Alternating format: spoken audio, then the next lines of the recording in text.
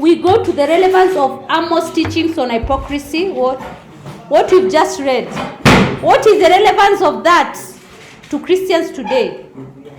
What is the relevance of Amos' teachings to hypocrisy to Christians today? When you hear relevance, is mostly as a Christian, what do you learn as Christians? They should, or Christians should, right? I say that. They should? Yes, they should offer offerings. They should, yes, very good. Christians should avoid syncretism. Yes, they should listen to God's prophets to avoid punishment.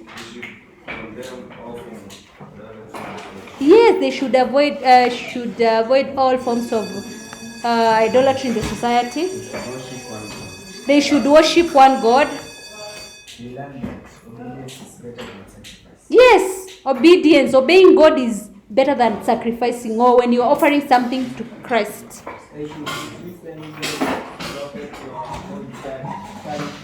They should do what? Yes, very good. They should listen to God's prophet to avoid punishment. They should practice sincere worship. Yes, sincere worship.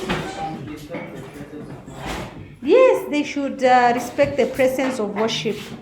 So tomorrow we are going to look at the third teaching of Amos. That is Amos' teaching on punishment and what?